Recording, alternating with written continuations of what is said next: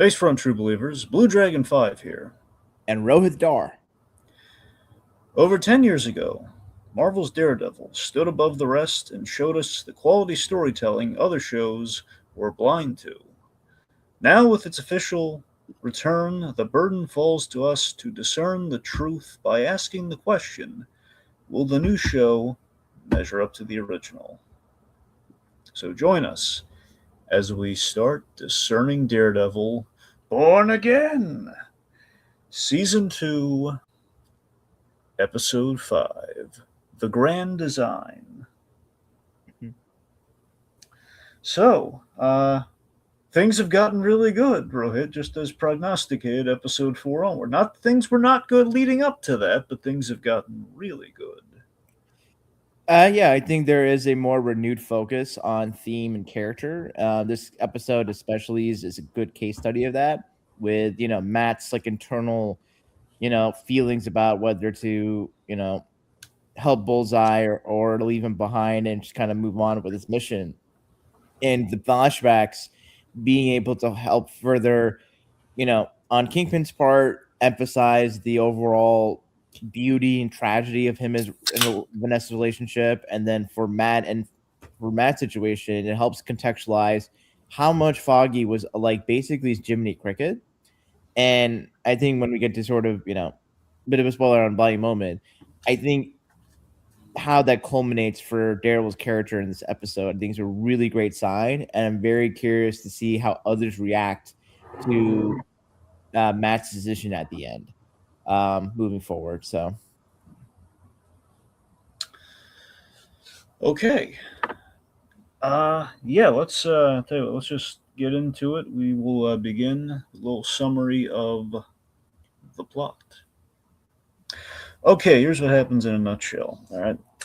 So Vanessa's in critical condition after the end of last episode, where the little uh, kind of Chachki of Wilson Fisk's grand designs for the city ends up embedded in her head thanks to Bullseye. mhm. After her fatal head wound, she reflects on things. And we were basically pre-season 1 of the old show with our flashbacks. Daredevil and Bullseye, they're hiding out in Clinton Church while Matt thinks back to the days of Foggy. Meanwhile, Buck takes Daniel Blake to takes him along for an errand, which is revealed to be body disposal. And we end things off with Daredevil chooses not to have Bullseye. Sorry, um, Daredevil chooses not to leave Bullseye to bleed out, and Kingpin loses his queen. And that's the episode. All right, so that'll bring us. So just let's into the meat of things here. Let's talk about the arcs. Let's break down. Yes, let's talk about the arcs here. Usually, the way we like to do it. Now, this one I think we're going to keep kind of concise. I think we're going to kind of limit it to kind of 4 in this case because it's a pretty straightforward episode. Because I really like this episode. It's kind of almost like a kind of a bottle episode kind of structure to it. They're all interconnected. Now, it's not technically like an honest. It's not a bottle episode. No, It's more pared down in terms. It's not really like super action set heavy. It's not like kind of moving like the big overall plot meet like in a big meaningful direction, but it's very much focused on the emotional state of the character. So if it in for some fans they'll say, oh, that's filler, but this is not really filler. This is contextualizing where these characters will be heading for the last 3 episodes of the season. And I think this episode really does a good job in taking in sort of the status quo, the familiar world that Netflix Marvel was able to portray in such color and such detail, and utilizing it in a way to add some level of new dimension or reinforce certain key aspects that maybe from some fans felt wasn't as emphasized in maybe not this season, but in the lot prior season. no, for sure. I mean, yeah, the definitely were able to go full tilt with the Netflix stuff, which we definitely were not able to do in the first season. Mm-hmm. not for lack of desire to. Just it was kind of like hard to kind of accomplish that, and that's pretty much I'm hearing all the interviews and everything everyone's been saying afterwards. They were this is absolutely the show they wanted to make in season one, but they just didn't have the facility to, which is great to hear. So starting with Matt's as we tend to do. So I feel Matt's character arc in this episode is it's transitioning. It's kind of the transition of saving Bullseye out of instinct and just kind of overall just kind of guilt and penance as we kind of like get into where he's very quick to admit at first the only reason he's saving Bullseye is because of the roof, is because he tossed him off the roof. That's what he says. Mhm. And by the end of the episode, so it's kind of in like kind of like a penance for his sin and just kind of the Catholic guilt and just kind of the heroic instinct. These are the things that we've kind of like on the surface, we've had this with Matt. Even last season when he saved the Kingpin's life, and Frank saying, "Well, why the heck did you save his life? What's wrong with you? Why'd you do that?" And this season we've really gotten into it, like the whys. Like the whole he doesn't want Fisk to be a martyr ultimately, but then we really kind of dig into it here, where it's kind of the it's with Bullseye specifically here, it's kind of going from penance to mercy by the end of the episode. It's kind of the realization, it's the admittance of it's like the right thing to do. It's an act of mercy for someone who doesn't, that kind of thing. So again, like I said, I love how our storylines are again not bottle episodes because we're not stationary to one location or one story overall. But I like that it's almost everything's very it's very like Rohit said, it's very character focused. It's all connected via they all connect via the flashback in a really impressive way, which I love. Mhm. So what I really love is just the term the grant. I love the episode title. I love how it plays thematically into our plot lines, and specifically Matt and Kingpin in kind of parallel to each other. The idea they have this fatalistic relationship, which is kind of an example of the grand design and whole God's tapestry thing we talked about in season 3 of Daredevil, the original Daredevil. Mhm. Where Daredevil, as a thing about this, Daredevil as a character, there's the visual is kind of like this ironic contradiction of sorts. It's it's like the Catholic devil, the lawyer who breaks the law, for vigilante justice. These kind of things. There's again the duality and the contradictions of Matt Murdock, which make him a very interesting character. Mhm. And he and Fisk, they counterbalance each other so flawlessly. They're the yin and yang of God's plan. Essentially, is kind of what the episode kind of you can kind of read into this episode. Maybe is that as we've kind of set up from the very beginning, the idea these I guess the gag ultimately is that they balance the scales, and that's a lesson that it's a very thin line, or it's a very haunting kind of mirrored reflection of like the line between good and evil. They are not so dissimilar, but despite being complete opposites, there's a lot of gray area between them. There's a lot like again like Fisk again we're very compelled by him because despite being the bad guy and doing horrible things, he is coming. There's something he does not like a classic Marvel villain. He does not see himself as the bad guy, And D'Onofrio, so he's kind of summarized it really well. He plays the Kingpin like a king. It's very much, like a flawed individual with all this power, and that's. Mhm. On the flip side, again, Matt, very good, but again, he kind of toes the line in the darkness, and he beats people up because he enjoys it. So there's definitely something there. It's the temptation to sin with this character. So I don't know. We've done a lot of the counterbalance between good and evil with these characters, and I think this episode, yet again, like thematically in the writing, really brings it to a head there. And in our flashback structure and everything with this episode, we're kind of in kind of Fisk's mindset to what he's thinking of, and to Matt's mindset to what he's thinking of. On Matt's side of things, our flashbacks or our self reflection is he's working through. Ultimately, I think he's the reason why for the flashback is he's working through the self hate. He's working through the hatred he has for Bullseye for killing Foggy. Like it's kind of like he doesn't get to a place of like forgiving Bullseye, obviously, but it's more so forgiving himself for tossing him off the roof, and that's kind of what these flashbacks and just getting him to the whole mercy thing kind of facilitates. He's seeking. It's like internally he's seeking the answer of what would Foggy think of all this? Me helping him and me not just instantly killing this guy despite him having killed Foggy. Like, what would Foggy think of this? And the answer is, well, let's see what Foggy might think of something like this, or fundamentally, what was Foggy all about, which is what our flashback is. Yeah, I think all of this is so interesting to really. I think it's like for some, it's not that Foggy's necessarily like Matt's moral exemplar. Like Matt, it's not like Matt doesn't have morals or a firm set of principles that are guided by his faith, his internal history, his just moral sensibility as a person. But I think what Foggy meant to Matt, and I think what's kind of been through this absence is his death, is that there's someone that can orient him to the right path. And I know some people can make the argument that, well, Karen is like that to a certain extent, but Karen, No. I'm there. Karen has her own trauma and tragedy to her, where she does want to help people. She wants to do the right thing generally, but the actual steps to get to there can be a little bit more morally ambiguous, or she's more willing to cross some lines to get to the broader, moral just of it all. And Foggy, he is he I think he believes in the system Mm-hmm. wholeheartedly. He's a lawyer's lawyer.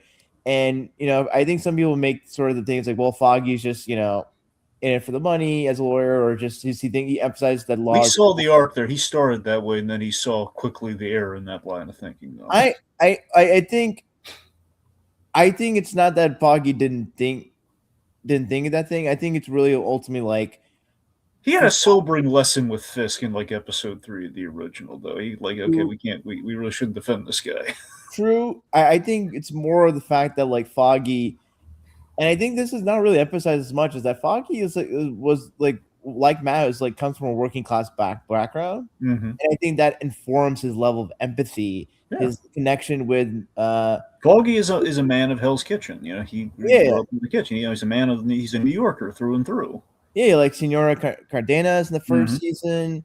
As much as like he might not love that he's not living up with Matt. I think deep down he does feel like he has a purpose, he has a sense of meaning, and that just kind of brings out more of himself. And I think it's funny when you look at how he's in season 3, where it's like he's living it up, but he doesn't feel, you know, right, with Matt gone, all that stuff. And I think it's kind of interesting that like Matt is sort of in the same,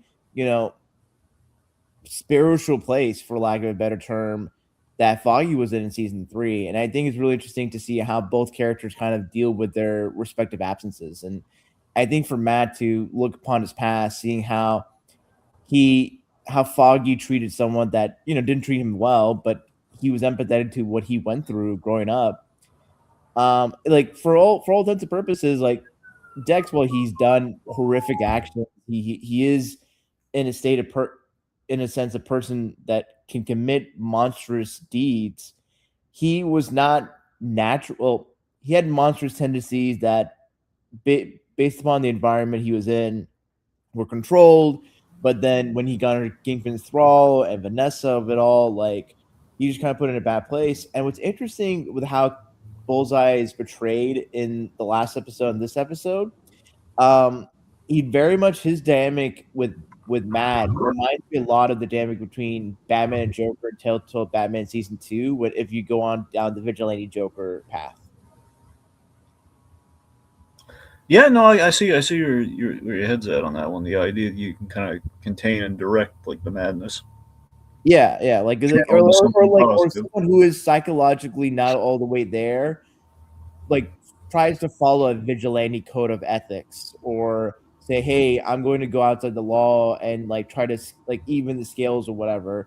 They look at things in a matter of fact, like numbered sort of way, because that's an objective measure, for lack of a better understanding. Whereas Matt is more principle oriented, and I think that very much impacts his conflict with Bullseye. And then ultimately, the way to get out of it is by emphasizing a bigger principle play, which is mercy over, retribution. And I'm very interested to see like how much. 'Cause I think there's a criticism to be made of this season about how Matt doesn't feel like the forefront, or that as focused as, say, the 3 Netflix seasons or even a lot of the last season. And I think part of it is just Matt really shines when he's put into very strong moral dilemmas, Yeah. or he's grappling with the consequences of actions. And so far, he's just kind of been in his position of him fighting against Kingpin, and there's not really a lot of ambiguity about like pursuing that line of action. And I think with Bullseye being involved, that brings out like the inner, what makes Matt such a great character, is that he's always in conflict, he's always uncertain, and that's part of what makes his religious devotion so fascinating. Because you watch Conclave, you just watch a lot of like good media that depicts people of good faith grappling with their faith in strong and humane ways. Matt doesn't have the answers to his faith. He doesn't feel. I don't think he's never going to be fully resolved or satisfied that he's made the right decision. But he strives through. He pushes through, and I think that's what makes him an admirable character. And I think this episode he shines. Just thinking about DeFog's example, and I'm very excited to see where he goes with that line of thinking, and how like maybe characters like Karen might push back against that with her own baggage and trauma. Yeah. So flashback Matt. Again, we can't really evaluate much of an arc on like a character that's like like a flashback, but more so how it feeds into kind of like the current conflict. But it's interesting that when we see the flashback era Matt Murdock, he's very early in the vigilante and kind of his law career. To think about, because we've had like kind of the very we this is basically like a little before the Nelson versus Murdoch episode of season 1, like the flashbacks within that episode, like the Landman Zach part of the flashbacks. And like we have him telling the story where he beat the abusive father. That's pretty much I'm pretty sure that's where we're at with kind of Matt right now. And so he's dreaming of his own firm with Foggy. It's kind of where they're at. There's hope there. He has the desire for innocent clients, which is basically what Nelson Murdoch was founded on. Which basically the flashback that we're having here is kind of the foundation of that idea, Yeah. and kind of where they're at and what they want. And I like that we see kind of seeding kind of where he's at now, with the bullseye, but all just in general with like the kind of choices that he's making. There's a hesitation in handing Lionel the Lion McCoy a get out of jail free card, because he's not a good guy, but he's not the worst guy. But still, it's like if you give this guy like a get out of jail free card, and he's hesitating on that, and then Foggy obviously makes the counterpoint. But I just think it's interesting. That's kind of where he's at. So I think just overall in the scope of season 2 of Born Again season 2, with Daredevil, he's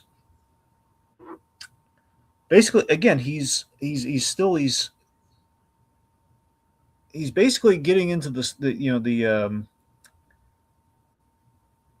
he's been grappling with the status of being a leader and a symbol, and that's kind of where we've been going with Daredevil this season. And it's just making this, we're getting him used to like into this leadership role and being a symbol. What that means is he's going to make an unpopular choice, which he does at the end of this episode in saving Bullseye. And Karen's not going to like that. We know Karen's not going to like that. And like I said, I like that by the end of this, he's making the unpopular choices, but he knows it's the right choice. At least it's his right.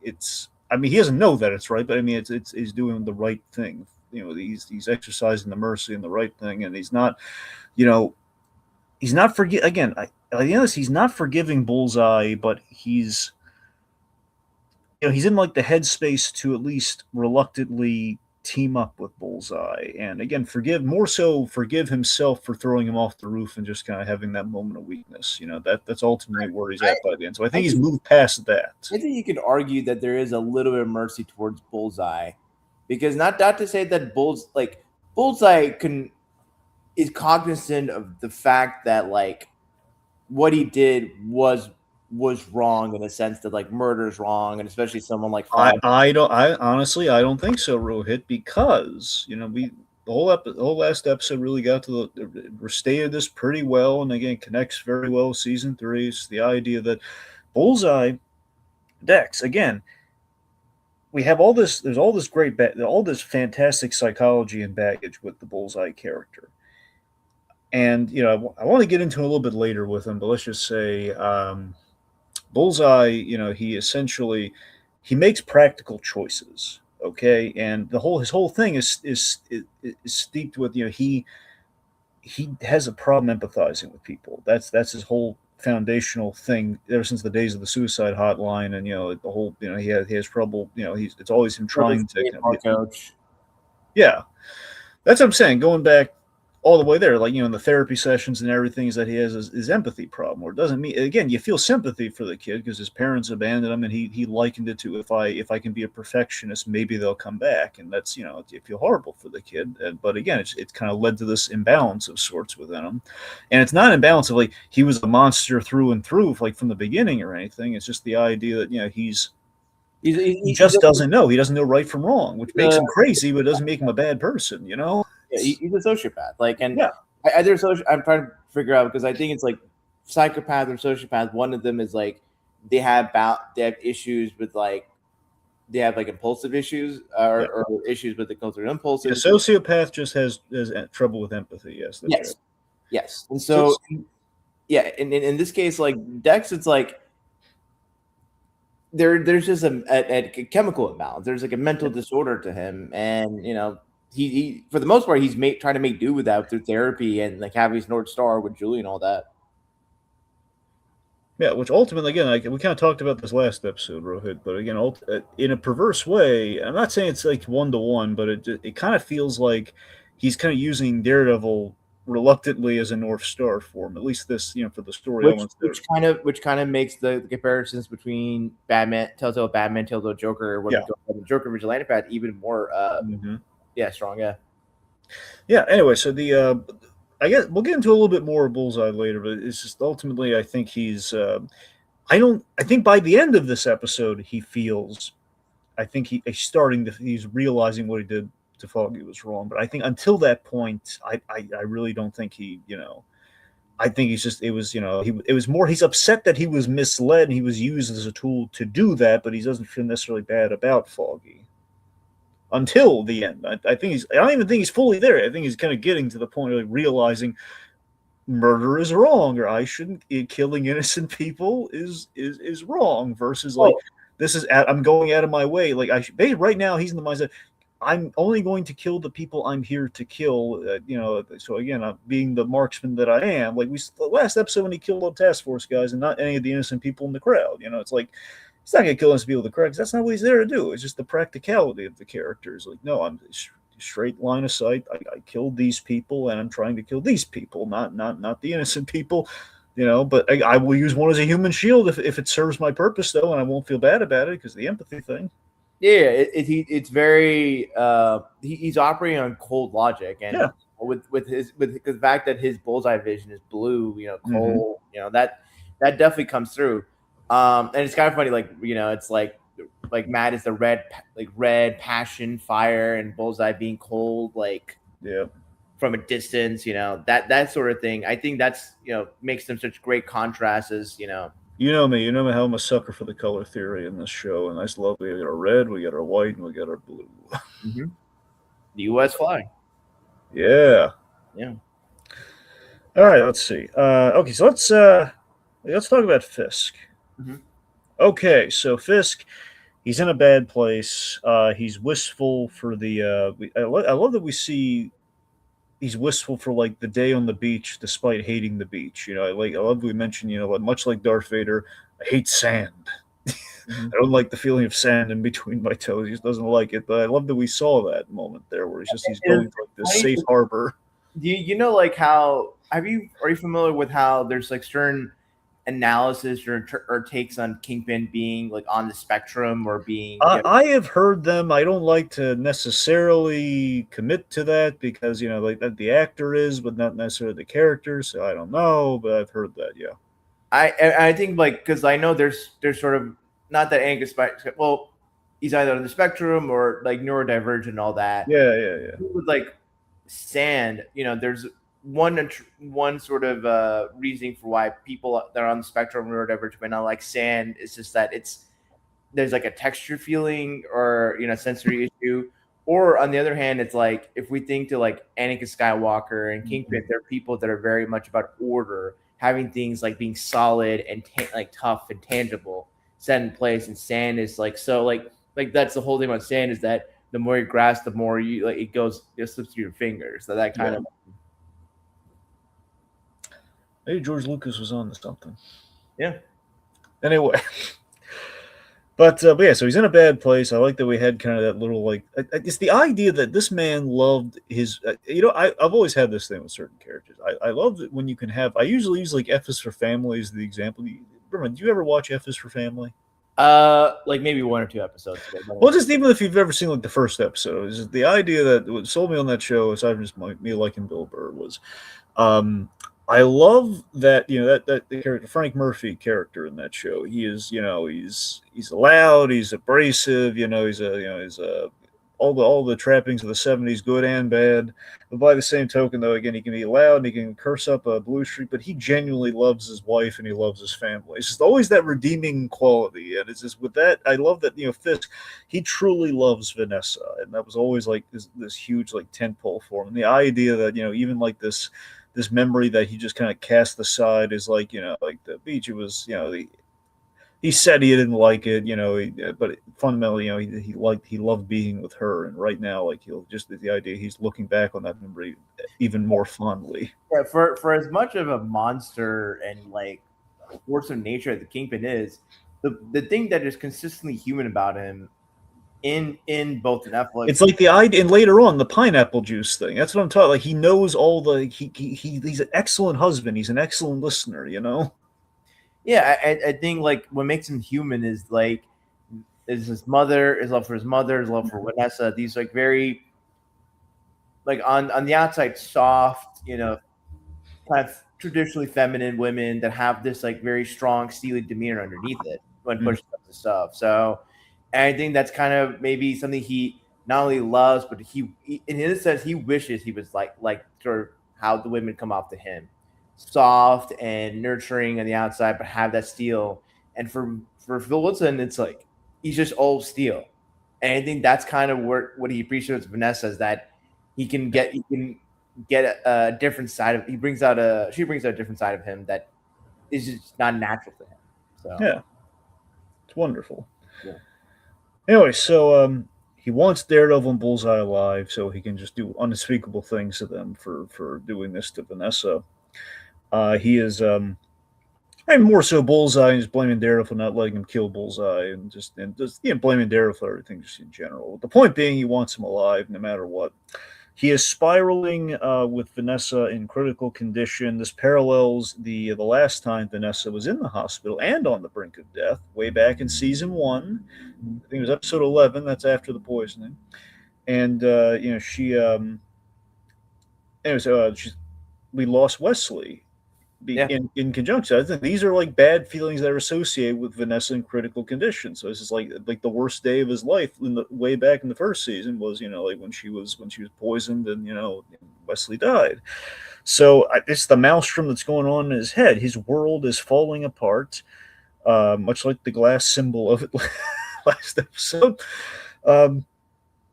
This which prompts which to me I'd like to think I don't think it's an accident. I think it's his world falling apart and coming to pieces. It prompts the flashback to Wesley, his friend and debatable surrogate son. All these things. Wesley was like the person he trusted in this world, along with Vanessa and his mother, clearly. There was there's just that trio. Those are the three constants in his life, and now essentially all gone. Yeah. He is, so his friend, his surrogate son, all these. I always thought kind of like surrogate younger brother, but the point being, he thinks back to. I thought it was lovely how he thought back to how Wesley, as we revealed, played a role in how he met Vanessa. Mm-hmm. We always knew he had like the wine connection and everything. Wesley was kind of there, and he also and of course, one of my all-time favorite episodes, Shadow in the Glass. We had the thing where he called Vanessa when Kingpin was having a really bad day, thanks to Madame Gal, telling him keep your house in order, kind of a thing. Mm-hmm. But yeah, it's just really nice. It's the idea that Kingpin in this episode, he's clinging to hope, which is gonna he's clinging to hope, which is ultimately going to be his undoing. Yeah.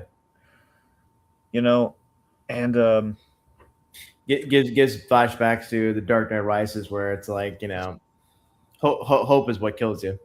yeah, yeah. No, but seriously, it's like he's clinging to hope, and he's thinking back to simpler times before Daredevil, which is what which is interesting. Is the one time in his life, presumably, Daredevil was kind of a non-entity for him. This is that it's very interesting. So he's coming, and just the whole point of the episode, kind of like the subtext of the episode, maybe one could argue, is that it's about Daredevil and Kingpin's relationship being fatalistic and endangering the people around him and everything, just kind of what it brings about, the cause and effect, the causality of it all. And again, this was the one time before that, and it's kind of like for both of them, we see like this a time before all of that started. Yeah. Like obviously in terms of the timing of it, it was interesting. So I think he's coming to grips with the cost of that fatalistic relationship. He's blaming, and this has been in the background. They haven't really brought it to the forefront, but I mean, I like that amongst many things. I think he's blamed himself for Bullseye. Again, kind of keeping Vanessa up at night to ultimately killing her because he created Bullseye. Bullseye was his doing. He used Bullseye not only to use Bullseye, he used Bullseye ultimately as a tool to damage Daredevil's reputation and just kind of use him against Daredevil. So again, it's still in service of the whole fatalistic Daredevil thing. So again, Bullseye just in service of that, and then it's ruined everything for him. And I think in regard to recent events, I think he's blaming himself for stoking the fires and his of the feud and his mayoral pursuit, which is a thing that was a thing he tried on his own. Vanessa having taken an active role in things in his absence. I think because of all these things, because of just like him, like the whole anti-vigilante task force, and then him just being mayor in the first place, it took things out of his control. Because for a while, Vanessa had to step in and everything. They had to go through everything they went through in season one, and I think it set them down this path of the ill intent. No, but set them down this path, Yeah. and so I think these are the things I can feel in the episode. They're not saying. I don't mind. They're not saying. I just like that you kind of like The subtext is there. Yeah, and like think about it, the boxing match was was a trap and kind of it was really ultimately it was a functional trap, but it was really a monument to his ego at the same time. He wanted an excuse to hit somebody. I imagine it was Daredevil, and it's the insult to Daredevil. It's in your father's gym. I'm a boxer now. Ha ha ha. Kind of a thing. Yeah. And again, all of this, his ego and him, trying to keep her at a distance, but again, kind of like all this, it endangered her and ultimately ended her life. So Mm-hmm. yeah, he's ultimately a roller coaster of emotions by the end, and we'll get into the specifics later. But just it's a roller coaster of emotions. It all comes crashing down, and I love. I want to give credit because, of course, I could build. Like I've told D'Onofrio this as much in a fan letter, but is D'Onofrio the subtleties of the early Kingpin versus Born Again Kingpin is. I love that we have it on display here. I just love the subtleties that like he snapped right back. He knows this character in and out. The season one era, way early season one era Kingpin, he philosophizes more. This is like the Kingpin who sat down with Ben Urich and told him about real change, and people don't want real change, they just want to look at cat videos, kind of a Kingpin. Yeah.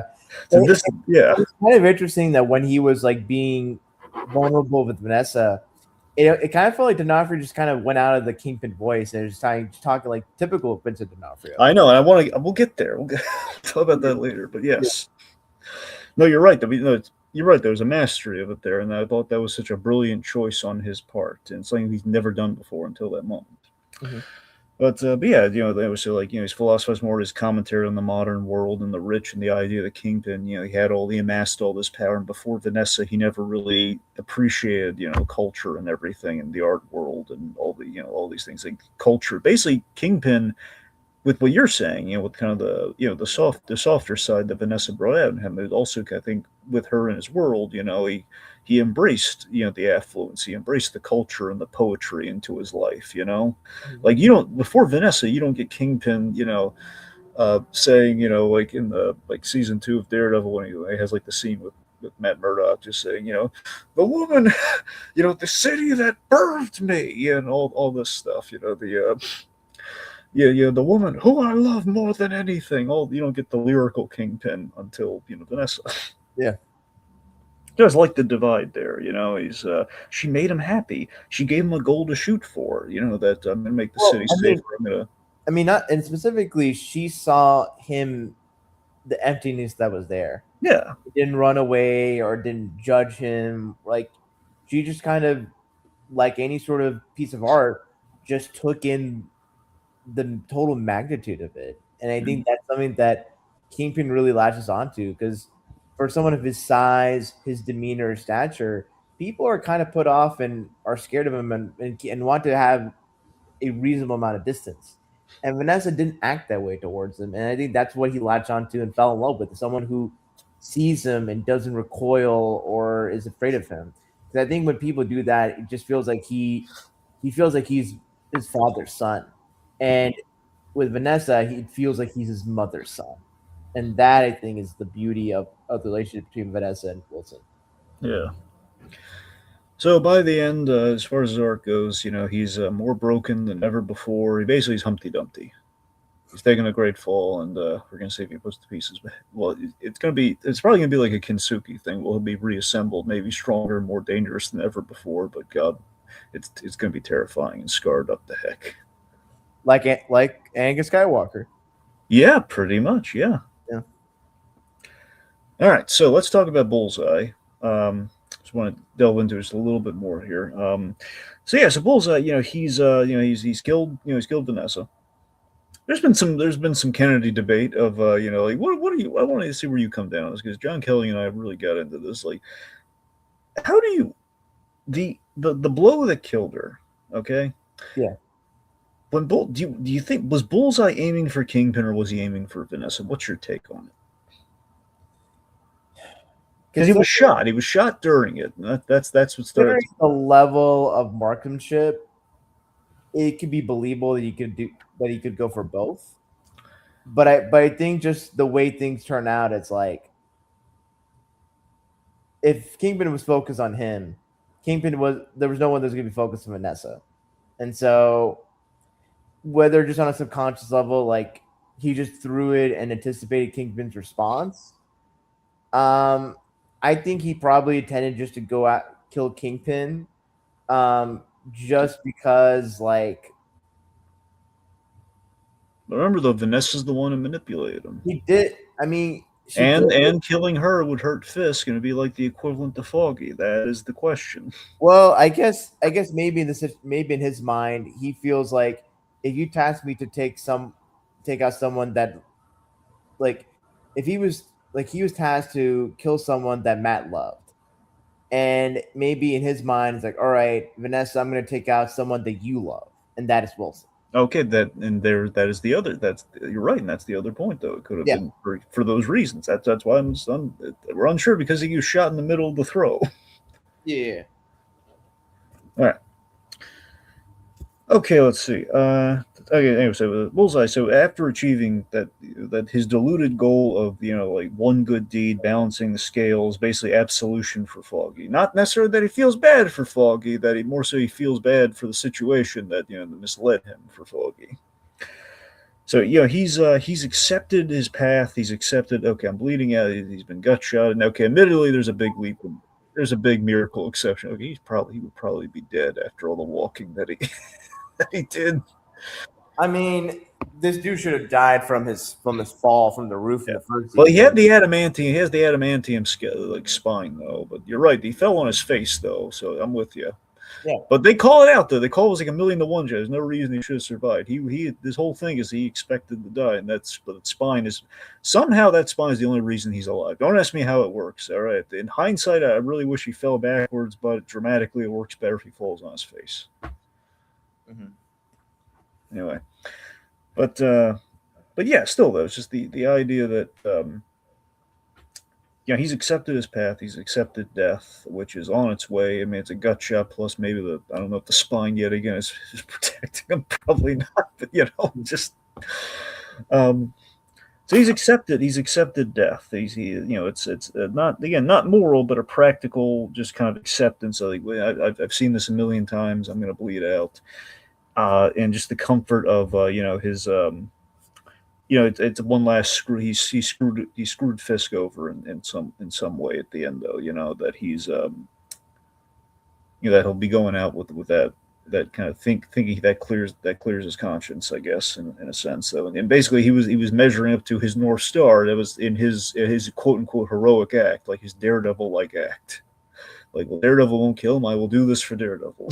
I will ruin the Kingpin's life. Yeah.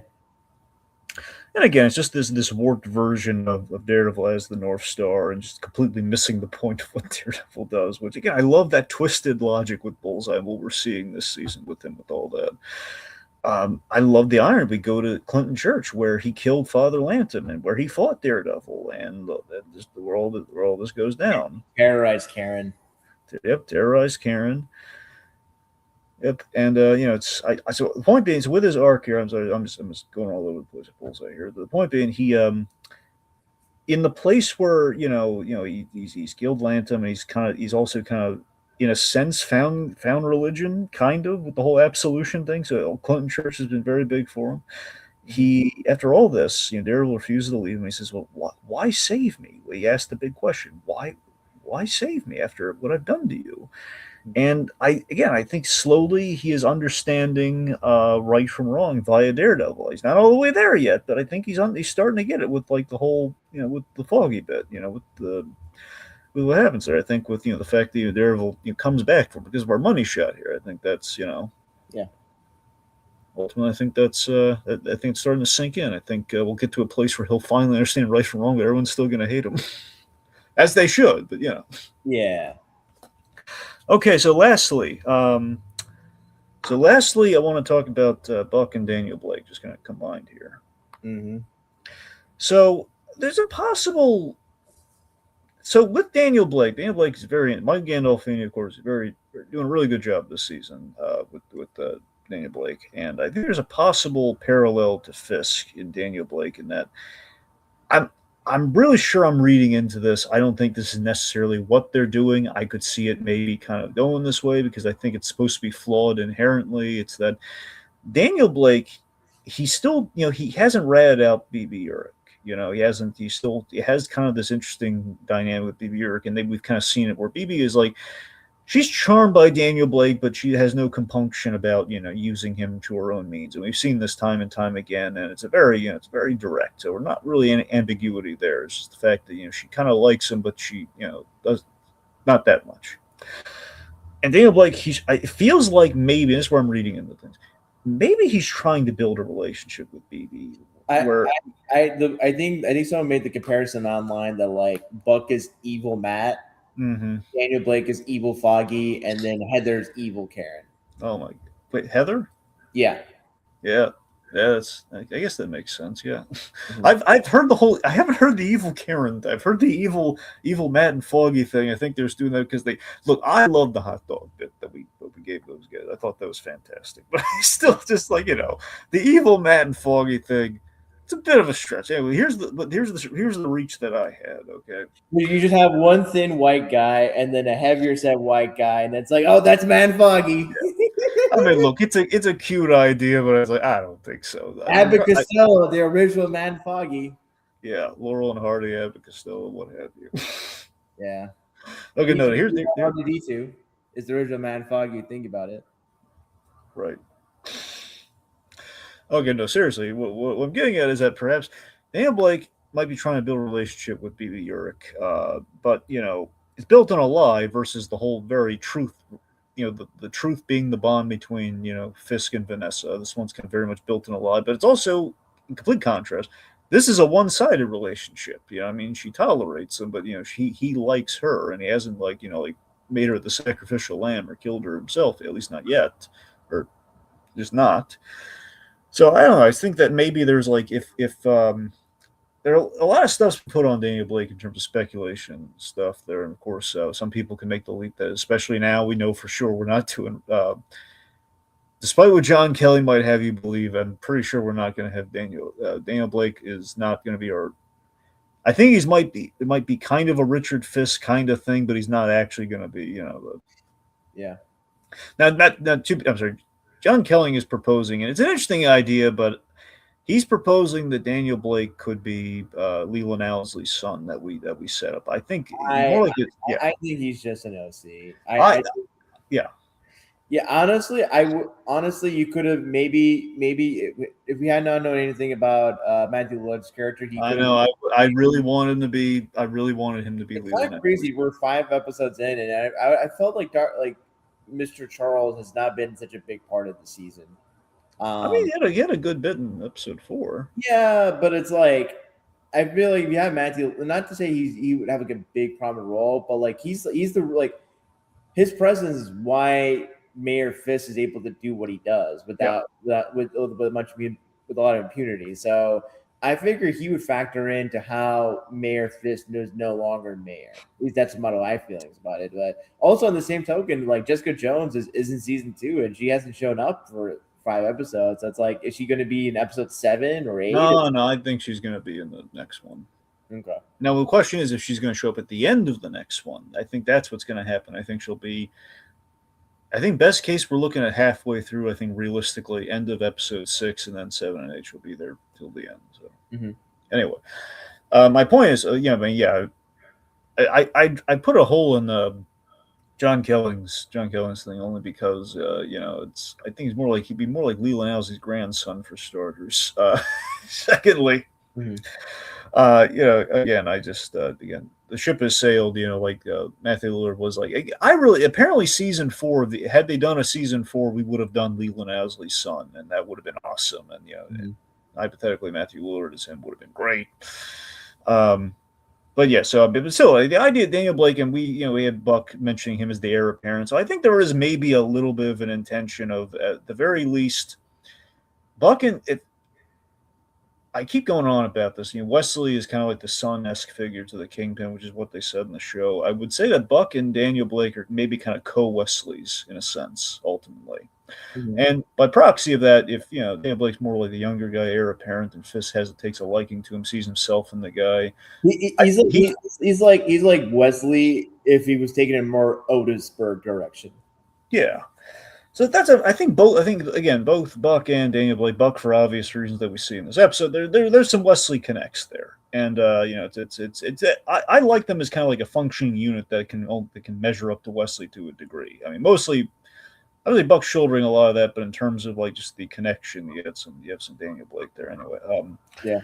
My point being is like we're never getting Richard Fisk. If we do, then perhaps you get Daniel Blake is like as kind of a surrogate, Yeah, like he would be younger than or about probably the same age as like Angela Del Toro. Yeah, and then some people have. I guess I don't say. Kelling's other theory was that perhaps Vanessa, in the time overseas, she sired a child and kept it secret from the Kingpin, which I mean is not too crazy, but I think it's unlikely. With Wilson or like with I'm saying that she was with child when she was extradited, and then in like the year or so that passed, she had the kid and then like kept him safe. Which I don't buy, because why would she bring the kid back with her? That's what I say. Yeah. It doesn't seem like something she would keep secret. Like she had because if he has like security or people taking care of Vanessa, he would be privy to. He would know. Yeah. I'm the only way. Like that's what I'm saying. Like I would say the only way to actually have the kid, or that's the only time period in which that could even be feasible. But again, like I said, it's not. I wouldn't back that horse. So anyway, sorry. Back to just Buck and Daniel Blake. So Buck knows, or at least he heavily suspects Daniel Blake. He's been careless with all the leaks. Buck's no dummy. I'm pretty sure he knows, but I like how he's handling the situation. He's of course, especially things get really bad for Daniel Blake here. Where it's like, one, he technically provided the murder weapon for Vanessa, which is not good. Yeah. Technically. That's not, I don't think Kim is going to fault him for that, but then again, the Kingpin's going to be very mad at everybody, so it is unclear. The leaks kind of Vanessa's in critical condition because he told BB, and that to me would be a final straw kind of thing. But yeah, so the idea that Buck has you have to. It's a little ambiguous, but it seems to me I like to take it at face value. I think Buck personally, he's charmed by Daniel Blake. I think he's kind of taking a shine to the kid. He's trying to take him under his wing, perhaps. At the very least, he's trying to based on what we see in flashback this episode with Buck. My read on it was he saw a little bit of himself in Daniel Blake, and he sees that the kid has potential. Yeah. And I think based on this episode, we see that Buck actually we don't know if ultimately he accomplished the goal, but Buck kind of failed at his objective in the past, which we never see Buck really do. Where he is, I think he sees kind of he sees like the second chance opportunity there with Daniel Blake, and I think it's what motivates his actions in this episode. It's like this potentially failed job he basically, as far as Kingpin knows, he killed the guys. Is pretty much like the guy skipped town. I think he just kind of took it as like, oh yeah, he's gone. I think it's a secret that he's keeping that the guy got away. He could have caught up with him later, but we don't see it, so I don't know. Yeah. And yeah, I think he's got some sympathy for Daniel Blake because of that, and they have this building friendship, and it's a kind of a neat little dynamic that season 2 was built up really well versus what season 1 did. Mhm. And I love the whole the street meat hot dog gag that we did the episode or two back, which was really cute, and that's like a nice little thing for him. That's where the whole evil Matt and Foggy thing was birthed. Yeah. It's just again, Buck is calling Daniel Blake's potential for greatness in the question here, and he's giving him a he's also kind of screwing with him, which is funny too when you think about it. He's really he knows exactly this guy's gonna be wigging that out of his mind. Just want to see what he's gonna confess to me when I just want to make things look very obvious that it's not gonna go well for him. Like, how much of it do you think is just Buck just being very genuine versus is he emphasizing the shovel and the saw like when he goes to the hardware store and everything? What do you think? Is he being intimidating on purpose, or is it just like how he is? I think a bit of both. Yeah. So again, but I like that he's kind of screwing with them. I think as kind of the punishment for BB, like he's not going to let him get off scot free. It's like, okay, look, I'm going to take. He's taking him to the woodshed on this. It's like, look, I'm gonna help you out. I'm gonna give you some advice, but also I'm gonna make you sweat a little bit because you really did screw up, and it's getting bad, man. So he provides Daniel Blake with the opportunity. Ultimately, provides him with an opportunity for change, but also kind of a choice. For getting in, but it's a choice for only those who have gotten in too deep. Like these are not good choices. Like the choices are a shovel or a saw, which really is like prove your loyalty or there's no coming back, which I think is kind of what honestly those things are kind of symbolic of. The shovel is loyalty, the saw is you're not coming back. Yeah. I could be reading into the significances. Either one signifies death, but I don't know. It just feels like if I were Daniel Blake and I were in that position, I would take the shovel. Yeah, most definitely.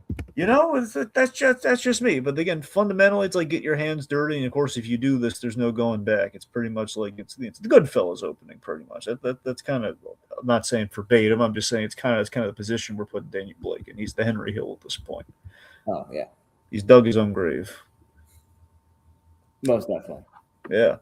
Okay, so I'm sorry I yammered on. Did you have anything you want to throw in with these guys? Regards to excuse me, Buck and Daniel. I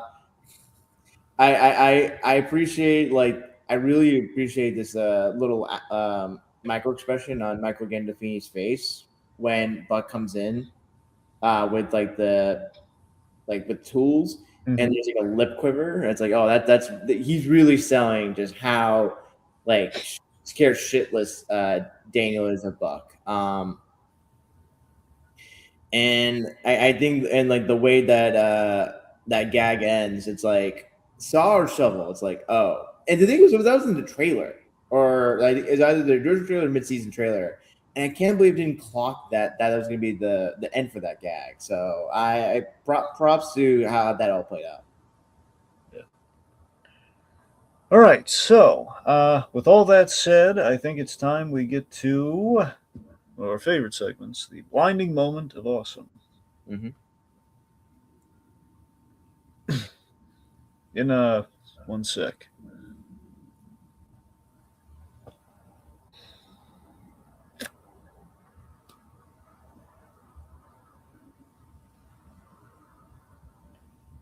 Sorry, folks. Hold 1 sec. Trying to set the mood.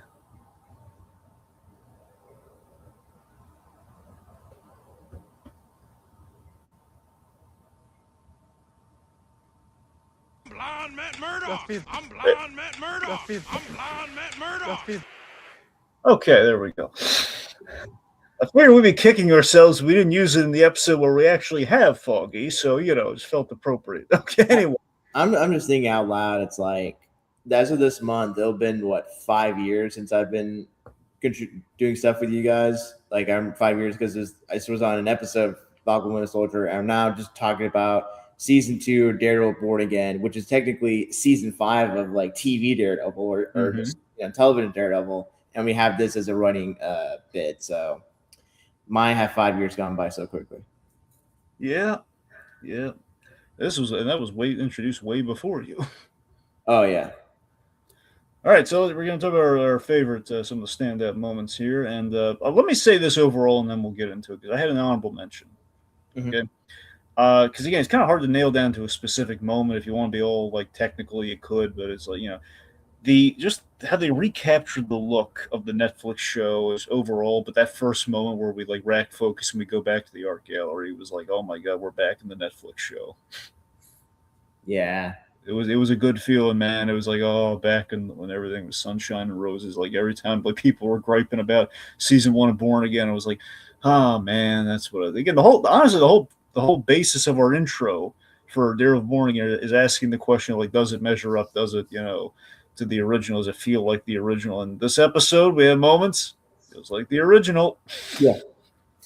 And I think it was just funny because I remember like when Netflix Daredevil was on, people would complain about how like it was stretched down, there was filler, the pacing was like So I don't know. I think it's kind of like you're damn you do, damn you don't. Grass is green on the other side. So I do. It's. I feel like there's a happy medium between 13 episodes and 8 episodes, and maybe 10 episodes is just like the ideal amount of episodes for Daredevil. But I think the way the flashback sequences work for the most part, I think that the de-aging wasn't too distracting. I think the Netflix look helps to make the de-aging look a little bit more less noticeable. I think though, like Vanessa, I can tell not that it's like too uncanny, but like the face doesn't look not that it doesn't look right, but I think that the illusion of it is more apparent. I think for Matt, I feel like they kind of made him a little bit younger than I would like. I think it Well, was. remember though, he was young in the Landman's Act thing. This is like before season 1. Oh, but weren't they Lamb Zach for barely a year? I thought they weren't really there. I thought like they kind of went out like within. Well, I mean, it's kind of it's in between the law school and Landman's Act, and the Landman's Act is At the bar. They were like. They're going to be talking to a client and getting okay. Like, Look, I'm saying they passed. They were lawyers for. Oh wait a minute. I was saying like pass. Wait a minute. Was it? It was past. Wait. So they were associates. Landman's actually they weren't lawyers yet, right? no. It was set the one that okay in episode 1 this is where you talk continuity. Season the original Daredevil, episode 1. We had like how long you've been practicing law, and then there was since the office in 7 hours. Yeah, so they've been attorneys. They've been licensed to practice law. Yeah, so since Landman's Act. Yeah. So not crazy. All right, so they were since Landman's Act, and they were on their own for 7 hours once they got the office. But I don't think they were at Lemon Zachman for that long. Like maybe a year, 2 max, probably less than a year. They were on the track for not partner track, but it was like they were on the track. Like the idea is they were at some point gonna like kind of ascend in the company, so they can't be there too long. I don't know, maybe 2 years tops, but still, I don't know, somewhere between college and Landman's Act. But this is them at Landman's Act. This is probably them in their. This is before they walked out of Landman's Act, which we saw in Nelson versus Murdoch. So this is like it's probably a little bit. This is probably in the middle or in the infancy of Landman's Act. That's what I'm saying. This is like towards the beginning of Landman's Act because we saw they spent all their capital for buying the building, so they have to save all that up again. Mm-hmm. So I don't know how long they were Landman's Act. Oh, it might have been another. Okay, yeah. Okay, at the very least, okay, I hate when everyone's quibbling about, oh, he's wearing a wig. Oh, shut up about the wig. I hate all the people bitching about the wig. For me, I think he looked a little bit younger because I feel like when we saw Matt at the beginning, it's like he's not. It does, you know what doesn't help, and I hate this. So look, the Charlie Cox's facial hair is Daredevil. It's always this thing, and the next season's gonna have to deal with it as well. It's just the idea that season one of Born Again, we went fuller on the beard, and it's the idea that we have like kind of like the like the 5 o'clock shadow, and the main reason they do that is the only way we can do flashbacks and make him look younger is we have to shave off the facial hair completely, which is what we do here, or at least something close to that here compared to where he's at now. So. And it's funny when people like say, "Oh, like Wilson Bethel when he dressed up as Daredevil, he looked like comic book accurate Daredevil." Yeah. Mm-hmm. So I don't know. It's always like it's kind of it's equivalent at this point about the whole like yes, he looks a little young, but we have to do what we can. And that's the thing. Impressively though, the de-aging's kept to a minimum on this. They're using like if you look at Better Call Saul, for example, Better Call Saul. I know you still have a ways to go on that, but let's just say. We use a similar thing in Netflix and just kind of like the certain shows they use like wigs and just kind of like clever makeup to take roughly 5 years off. Now, mind you, this is going back further than 5 years, but still, it's just we're using conventional means and tricks and lighting and everything to kind of do it versus like something really noticeable, uncanny. So I really don't think it's uncanny. I just think it's. I don't know. I thought it was clever. I thought it worked enough. I mean, look, if I really want to split hairs, it's like Foggy's hair should be a little longer. Like Vanessa's hair was different, or I don't know, whatever. It's close enough. It's like it's close enough, and it's the idea that it's a little before the first season there, so hairstyles could change a little bit. Yeah, and like that's the Kingpin's wearing a different suit. Well, it's a different day. He could wear pinstripes. We're dealing with human beings. It's hard to make them look younger. Yeah, like AI. I mean, we've got a long ways now as compared to like 10 or even 5 years ago, but there's still a ways to go before people can like not even feel the uncanniness or like illusion of like de-aging. So I mean, I respect the cleverness that they employ. Like we're keeping like Wesley in a lot of shadow and lighting, but Toby Leonard Moore actually looks really good. Look actually helps with selling the de-aging a little bit more because I think with the lighting, it's like you don't get to see. Like I think because part of the thing with de-aging, it's like for actors who have gone older, have wrinkles and all that. Like sometimes it'll show through, or it'll kind of feel. Like, I think Vanessa didn't translate as well as like Matt and Foggy did, and Wilson Fisk. I feel like. It's kind of crazy how young he looked, and I feel like the youngness is that like maybe he was less heavy, or like I just feel like his like the area around his mouth was maybe more light. I don't know how to explain it. I don't know what the heck you're. I don't know. Maybe.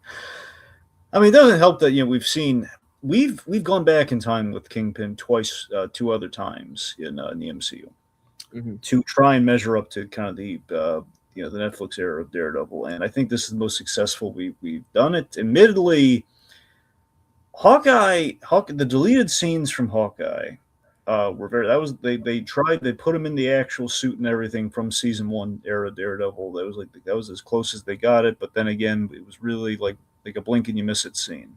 Mm-hmm. So I don't know. I mean, I think that was more of like kind of like the enamorment of like, okay, he's finally back. So I don't know how objective I can really be. Like at the time when I saw that, like how much I had to measure him up to. I don't know. Point being, I think the effect worked. Anyways, it's just the blinding moment itself. That's just overall just the aesthetic and just like the old friend is the Netflix show coming back. So, what is your blinding moment, Rohith? My blinding moment is kind of the culmination, as shown in our thumbnail. Matt's recollection of Foggy saying, "Hey, let's go to Josie's and toast for what mercy," and that's what compels Matt to come in and extend his hand out, like God extended his hand out to man, and ultimately, I think this is what makes Matt such a compelling character is that he'll be at the brink of being retributive, being vengeful, being angry, and he has those moments, he has those backslides, but there is a North Star, all pun intended, of mercy, of justice, of compassion, and it's innate with Matt. Or even further reinforced with good people around him, like Foggy. That even after his death, the memory is still what compels him to do good in the world. Yeah. I like that both of our moments are kind of in parallel to each other there, and where it's kind of the well, not directly, because yours is more obviously yours links up perfect with the flashback. You have really great editing in your moments. Love it. Like the whole way to the extended hand. I say basically in service of the whole grand design idea. That's what I'm trying to get at. Yeah. So basically, how everything is like basically the whole everything kind of happens for a reason, kind of a thing, and just kind of like the fate that everything tied to fate and everything. So my blinding moment is Vanessa's death. Yeah. So again, I was glued to the show. I was glued to the episode, edge of my seat. I was blown because your moment was also one I really liked as well. So this is like my other other moment I had. This one I kind of went with on instinct because I really felt something in this moment. I was blown again. I've been blown away by D'Onofrio, and just the moment of him when Vanessa wakes up, he drops the Kingpin voice.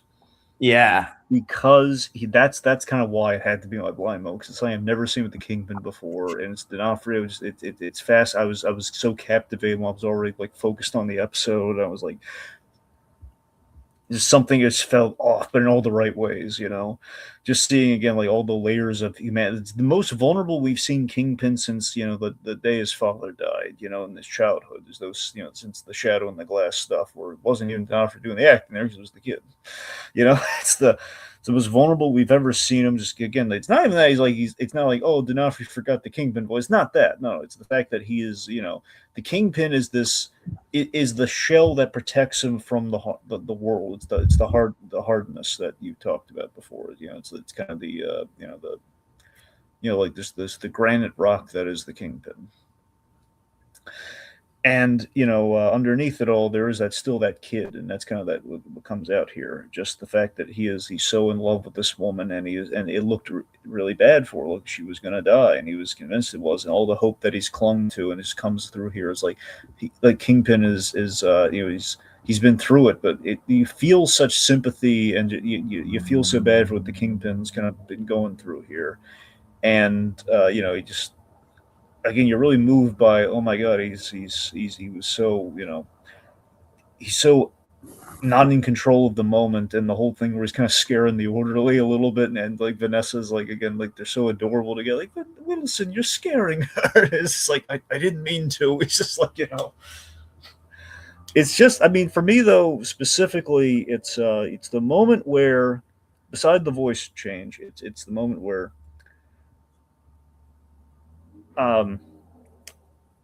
the moment where she repeats herself asking him to tell her a story. So I love this moment. I was like, this was like I sucked the air out of the room kind of a moment, where I was like, what was going through my head was like, the realization on Kingpin that something's wrong, where after all this, he's finally, hope has kind of rewarded him. And it's like, wait, what? It's just kind of like the horror slowly dawning on him. Like, this something is not right here. And then two, the bitter, what was going through my head was like this potentially bitter. Ultimately, it wasn't quite this, but I think it would have maybe raced through his mind before she ultimately died. But this is what I was thinking. It's the bitter irony in the grand design of, she's become his mother towards the end, like we saw in season one. Yeah, I didn't think of that comparison. That's what dawned on me. Like, oh my god, Vanessa's always been tied to his mother, in the sense of like in Shadow in the Glass, Mm-hmm. she stood by him because you're protecting your mother. You're not a monster, and that was the whole in the grand scheme of the show. This also bleeds in the whole, like, when I look at you and I look back at me, I hope my perceived humanity wasn't an illusion, just because I like how I'm reflected in your eyes, all that kind of stuff. It's just there's always been that kind of that link between like the trauma that he endured, with his mother, like kind of weathering that storm and everything, and the hardness that was like underneath the vulnerability, all that. Kingpin and Vanessa, it's just it just took me back to to that, and it's just the moment that just the bitter irony of like, oh god, he's this might be if she survived. I was thinking, oh god, that was a fate worse than death for him, where it's going to be Vanessa is just going to he'll still be upset, he'll still be angry. It's just the fact that it kept you guessing throughout all this. You're thinking, oh god, she's going to live, but she'll have the memory issues that his mother has, and also it's a great irony. It would have been a great karmic punishment because of Ben Urich. Ben Urich and his wife. It was the same situation. Hospital. She's in the hospital. She's forgetting who he is. Still loves him. But again, ultimately, again, this just the grand design of it all. Like in her last moments of saliency. Vanessa is. We revealed Vanessa was in control of him since the beginning because she put that painting out as bait for him. Not directly for him, but she put bait out to, like it will attract some lonely soul who will pay like 3 times what it's worth. Mm-hmm. So it's the fact that it's like that was kind of the grand design of like what brings them all together. Like Wesley kind of brings him to her, and she was kind of like there to kind of swoop whoever in. It happened to be him, and then this great love just kind of sprang from it. And it's just now that now Kingpin has like incurred a loss, and the way in which we kill her off is the fact that it is such a hat trick that we killed her last episode, and then we kept everyone guessing, oh god, is she not dead? Because it was the question of like she wasn't like officially dead, but it looked like she's bleeding out. The eyes aren't really blinking. She looks pretty dead. Yeah. And then of course we had the hope, and we the audience were clinging to hope alongside him. And the fact that at the end we killed her essentially a second time, and it didn't feel dragged out. It didn't feel like a cop out. It didn't feel like, again, even like the cop out seemed to be sufficient. And then we took this like, nope, not copping out. Definitely killing her. It's just so rare does a move like that work. It's just so rarely does it work, and just the way in which we execute it. Like you were using clips from episode 3, the original show where they first met. The whole "It Makes Me Feel Alone." We're seeing like the cufflinks. It's beautifully haunting the way in which we're like doing all that. It's like literally she's going towards the light with like the white lighting. It's, oh my god. It's just, and now Kingpin has incurred a loss as devastating as Foggy because of his choices. It's chef's kiss, man. It's a blinding moment of awesome for you. It's like they just nailed it, and Yeah, and ultimately, with the way the show's going, I have no idea how this resolves in a way where, because Kingpin is just put through the ropes in this episode, and got like, you thought Kingpin was at his worst in the original Netflix Marvel and last season. He might be even more dangerous, destructive, and diabolical with whatever goes on past episode 5. Yeah. All right. Okay. So that brings us to our last segment, the Braille Trail. All right, so this is where, of course, we like to reflect on like the little Easter eggs and maybe some speculation or some breadcrumbs that little bumps along the way that'll lead us to the next episode and then basically the rest of the season. So, overall, recapturing the look and feel of season 1 era Daredevil with the color, the color and the aspect ratio shift and the makeup, the thing we already kind of talked about. So we kind of, so we definitely have to note that. Yeah. The return of Foggy and Wesley in flashback is another one. The trusted allies of Daredevil and Kingpin, of course, respectively. So they absolutely had to, and they were like the ghost of the past that were in this episode. Yeah. Again, our setting specifically is just a little before the Landman and Zach Nelson Murdoch part. Landman and Mother effing Zach. Let's see, little touches like avocados. We had all these little touches like the avocados at law, the origin for the Nelson Murdoch name, where originally it was Murdoch and Nelson. Oh yeah. Favorite little detail in their office, and their kind of their crappy back office, like their cornfield equivalent, like little annex that they're in. Mm-hmm. Little Foggy's little dinosaurs are still on the top of the little partition between them. Oh, that's a good catch. They Yeah. got every detail, man. They got it all there. Also, the Foggyisms, like Foggy saying, "Hey, allowance," he's like tapping on like little. Was it a hollowed out Bible or was this like just a hollowed out book? It'd be hilarious if I don't think it was a hollowed out Bible. It'd been hysterical if it was though. I feel like knowing Matt and Foggy's relationship, that thing would definitely gone for a hollowed out Bible just to kind of. All right, let's see. So we had our retroactive reveals. Now, this is interesting. Okay, so we had 2 retroactive reveals. Okay, so one Larry kind of mentioned. So Rabbit in a Snowstorm, which we saw, and we revealed that Vanessa put out just to kind of attract the eye of just a sad person, and knowing how Rabbit in a Snowstorm works, they reflect whatever they see is just reflected back at them because they infer whatever it is on the painting. So she controlled events even more than we initially thought. This kind of in her last moments, though, she was kind of ultimately not pulling a con on him, but she was kind of like she's kind of upselling him. Yeah. It was just interesting. So the main one, here's the main one. Buck Cashman. So we reveal that retroactively, Buck Cashman either was the guy or one of a few guys that Wesley was basically one of Wesley's fixers who killed all the loose ends behind the scenes for the Kingpin. So you go back to season 1 of Daredevil, guy who kills the prison guard. It's potentially Buck. Now, mind you, he could have shot himself, but if he was made to look like a suicide, it was Buck.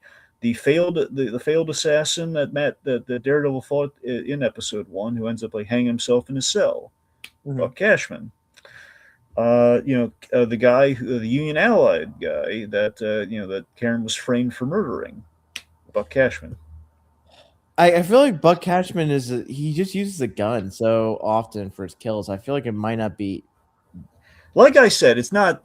Some people are saying he did everyone. I look. He's a clever guy. He's doing body disposal. I think he was gonna use use an injection to kill Matt Murdock. So he's done other methods of murder.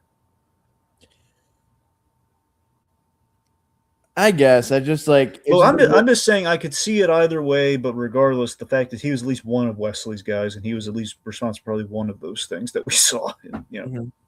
So when perfect look, I kind of like the spirit of the people saying like, oh, maybe he's responsible for everything. I mean, it's kind of neat though. It gives Buck kind of like Buck was Wesley's guy, no wonder the Kingpin trust him. Yeah. I kind of like that, but even so, it's just an isolated thing. That works too. So the point being, Kingpin trusts this guy, period, because Wesley at least hired him one time. Let's see. Also, the outfit. You'll notice Buck had longer hair, and he's wearing like this hat, and this brown coat and everything. That's what Buck's casual wear was in the comics. Oh. So that they haven't put him in the costume yet. I don't think we will, but he had a very. Buck looked very different in the con. He was a huge guy. He had like kind of the mask that exposes like the hair and everything, like the mask down was covered. And he was just, he was a huge guy, like a Kingpin sized guy. So clearly, we're not going to go full tilt with his look. Period. But I think.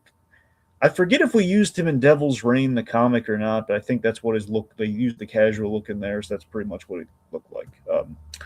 Just a neat little subtle thing, with Buck. A lot of people forget too. His name's Bullet too. That's what his nick. That's what his his moniker. What? The moniker, like his. His moniker. Sorry, his moniker. Yeah. Yeah. Nom de plume, whatever you want to.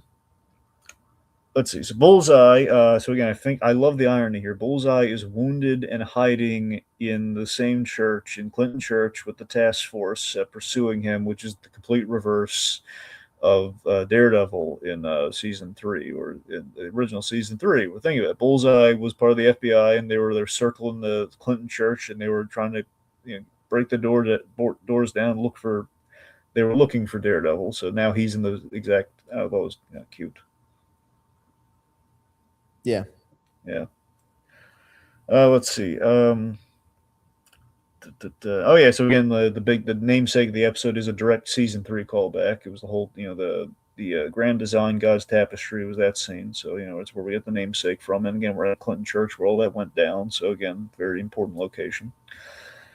Important plot thing. The body we are burying is the body of the first mate of the Northern Star. So we have that. There goes our links to the Northern Star. Oh man, I thought for a second You thought it was the two guys that Cashman shot last episode, didn't you? no, I thought it was the reporter guy that like was asking for Daniel for a comment. Oh, okay. It looked kind of like him. That's why I was thinking it's like because I feel like maybe like they like in a way plausible deniabilities that he's going after the reporter, and then maybe in Daniel's mind, oh, the reporter might have been the one to like to kind of leaked it out, or and then he's punished, and then but like Daniel's thinking it's like, oh, Buck is just punishing him. Well, here's the thing. That actor is credited. Like the first mate is credited in the episode. So Okay, that so leads yeah, me to think that I'm pretty sure it's him. yeah. I could be wrong, but I mean, because his face is covered in plastic. So, but I don't know. It makes sense because he killed him last episode, so the body would be No, ripe that for disposal. makes perfect sense. Yeah. I'm saying it feels like more work for him to like, okay, Dan, you stay right there. I'm gonna go shoot this guy, and then we're gonna go on a road trip. Okay, just stay right there. Yeah. I'll do a makeshift kill room. It'll be great. We bond. We got hot dogs after. It'll be great. All right. You have anything you want? Any little catches or like kind of runners or the beach? We'd hold them on the beach. We use that. Apparently, apparently Matt's like not like an anti-feed guy. Oh yeah, you're right. I didn't really know where to put that. So it kind of like I know 2013 because it was like a decade or so ago. I feel like people talking about feet wasn't like a thing that could have been just discussed, but I don't know, maybe there's a lot more shame with the fetishes just going years back, but I mean I guess circa 2013 or so. I mean maybe it wasn't as egregious. I don't know. Yeah. I don't know. I don't keep up with the trends. We just live through them. Yeah. Of course, I guess the bigger thing is that Matt Murdock. They're not saying per se he's got a foot thing, but they're saying he's not a he's. I think the idea is that he's Matt Murdock. He's got game. He's a lot of action. He's adventurous to say the least, and I think he's not going to really. I get the idea that Matt Murdock's probably down for anything. That's kind of the vibe that I get. Do you not get that vibe? I don't feel like Matt's like that. Well, I feel like not okay. When I say down for it, I just I mean within reason. But I'm saying essentially like I think he'll try. It's kind of try anything once kind of thing. Maybe I don't know. I'm just imagining Matt reading smut on Braille, and he's just like like the Kama Sutra on Braille or something. Man, he can just give a live demonstration. Let's be real. Well, that's the thing. I guess with the foot thing, it's like he's tried it with Electra. That's kind of what I was thinking when I was watching. Just Electra. It's he's tried everything with Electra. That's what I'm saying. He's done I guess what I'm getting is he's done everything with Electra, and then probably a few women aside from that. But it's all Electra. Man, yeah. As a blind guy, it's like you have an easy way to like just touch a woman's face, just like I'm just trying to other things. Do tell, Dragon, speaking from experience. Well, I'm not blind.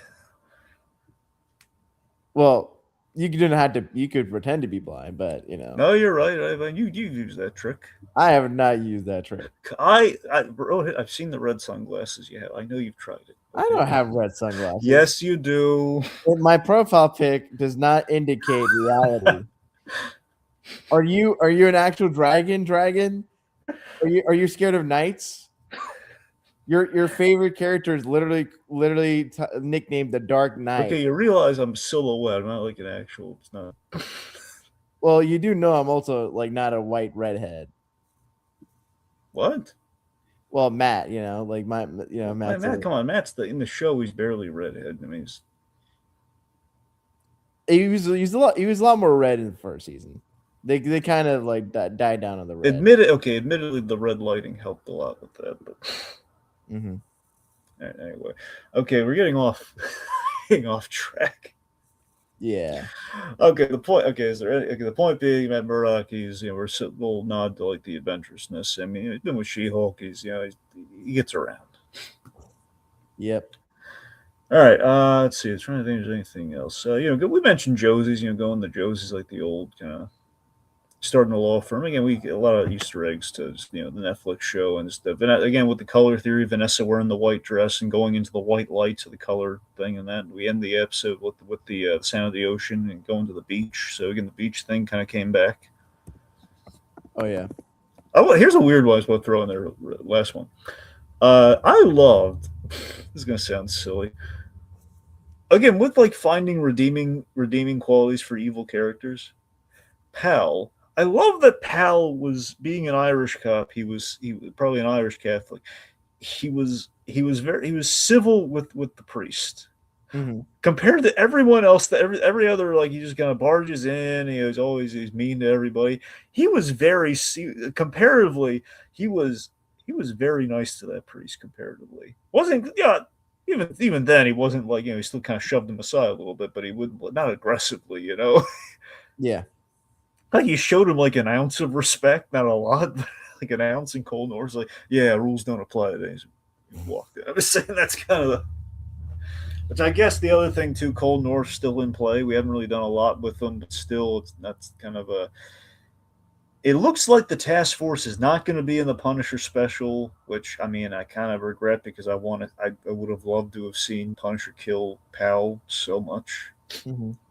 Maybe he gets killed off by Fisk or Bullseye or Buck, or he just flips on a banana. I get actually on a serious note with that.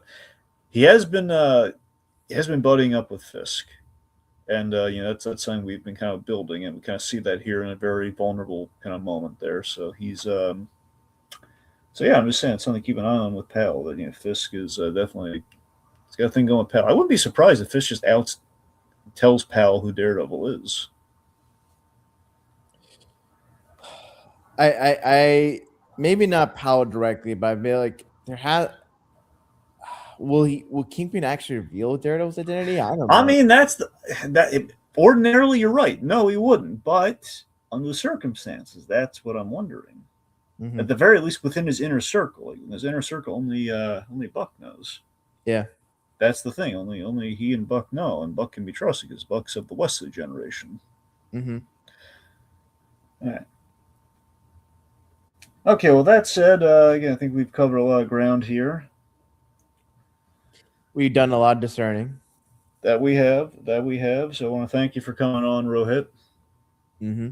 So again, overall, I guess final thoughts. Again, I love the episode. This is the kind of stuff that we this is the kind of stuff I live for, where it measures up to the original show. By definition with this episode, I mean, I think 4 and 5 are pair very well together. Yeah. I know as much as I'm highlighting 4 and 5, I don't want to poo-poo like the first 3. They were good. Okay, I'm just saying these were exceptional. The bar has been raised in quality, so I think the next 3 episodes are going to be like even on that level, if not more so.